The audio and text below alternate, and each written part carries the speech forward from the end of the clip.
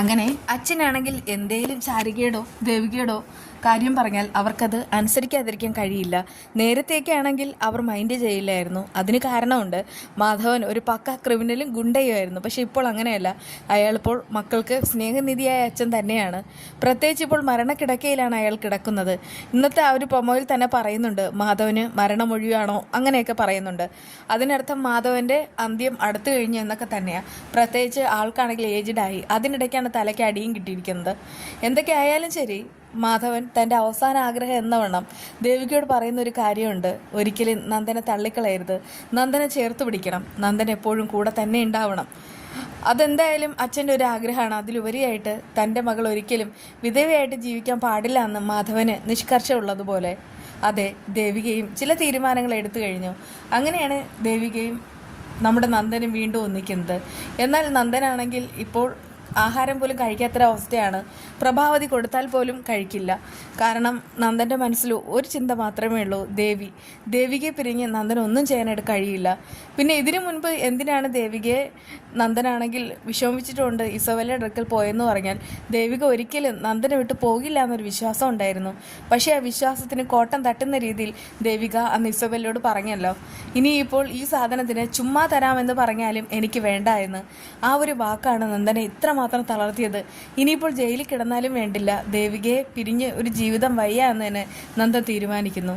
ദേവിക നന്ദനുമായിട്ട് വീണ്ടും കോംപ്രമൈസ് ആയെങ്കിലും അവർക്കാണെങ്കിൽ അങ്ങോട്ടും ഇങ്ങോട്ടും ഒരു ചെറിയൊരു അതിർവരമ്പുള്ളതുപോലെ ദേവിക നന്ദനോട് ചെറിയൊരു അകൽച്ചയൊക്കെ കാണിക്കുന്നുണ്ട്. അത് നന്ദന് സഹിക്കാവുന്നതിലപ്പുറമാണ്. ദേവിക്ക് ഇപ്പോഴും എന്നോടുള്ള പിണക്കം മാറിയില്ല എന്ന് നന്ദൻ ചോദിക്കുന്നുണ്ട്. ദേവിക പറയുന്നുണ്ട്, കുറച്ച് ദിവസം മുൻപ് ഇവിടെ എന്തൊക്കെയാണ് നടന്നത്.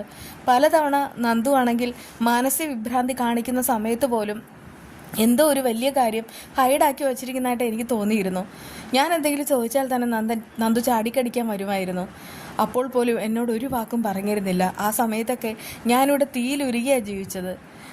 നന്ദു ഒരു കാര്യം മനസ്സിലാക്കണം, നന്ദുവിനെ മാത്രം വിശ്വസിച്ച് വന്ന ഒരു പെണ്ണാണ് ഞാൻ. ആ സമയത്ത് നന്ദുവിൻ്റെ അമ്മ എന്നോട് കാണിച്ച ദ്രോഹം ഒന്നും ഞാൻ പറയുന്നില്ല. പക്ഷെ അതൊന്നും എനിക്ക് പ്രയാസമേ അല്ലായിരുന്നു. നന്ദു എന്നെ തള്ളി പറഞ്ഞാൽ പിന്നെ ദേവിയില്ല എന്നുള്ള കാര്യം നന്ദുവിനറിയാം. നന്ദു പക്ഷെ എൻ്റെ കൂടെ തന്നെ ഉണ്ടായിരുന്നു. പക്ഷെ കുറച്ച് കാലമായിട്ട് കെവിനും ഇസബെല്ലയും വന്നതിന് ശേഷം നമ്മുടെ ജീവിതത്തിൽ ഉണ്ടായ മാറ്റങ്ങൾ എന്തൊക്കെയാണെന്ന് ഒന്ന് ചിന്തിച്ചോളൂ. വിവാഹം കഴിഞ്ഞാൽ ഭാര്യ തന്നെയാണ് ഭർത്താവിൻ്റെ ജീവിതത്തിൽ ഇമ്പോർട്ടൻസ്. അതുപോലെ തന്നെ ഭാര്യയ്ക്കും ഭർത്താവ് കഴിഞ്ഞിട്ടേ മറ്റെന്തോ ഉള്ളൂ. നമുക്ക് രണ്ടുപേർക്കും പരസ്പര വിശ്വാസവും സ്നേഹവും ഒക്കെ ഉണ്ടായിരുന്നു. അതിൻ്റെ ഇടയിലേക്കാണ് ആ ഇസബെല്ല കയറി വന്നത്.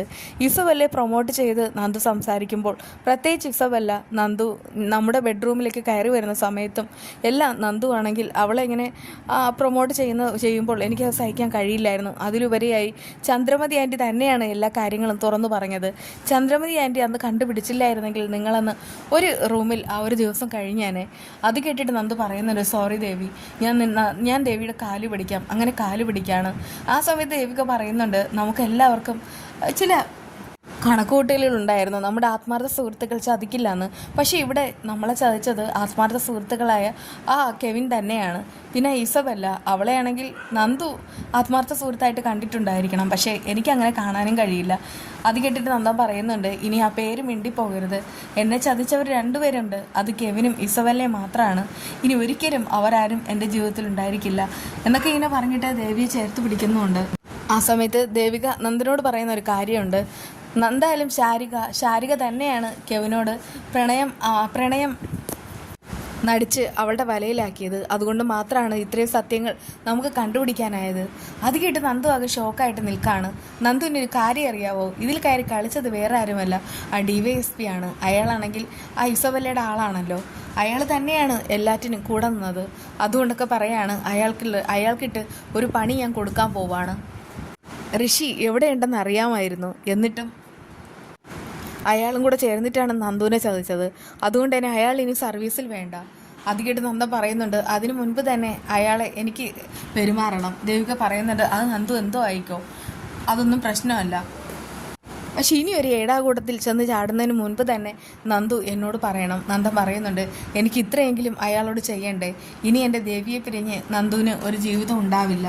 എന്തായാലും നന്ദു ആണെങ്കിൽ ആ DYSPയെ കാണാൻ പോവുകയും ചെയ്യും. അയാൾക്കിട്ട് 2 കൊടുക്കുകയും ചെയ്യും. എന്തായാലും ഇതുവരെ കൃത്യനിർവഹണം നടത്താതെ കള്ളത്തരം ചെയ്ത അയാൾക്ക് കിട്ടുന്ന ഏറ്റവും വലിയ പണി തന്നെയായിരിക്കും. വിശേഷമായി കാണാം.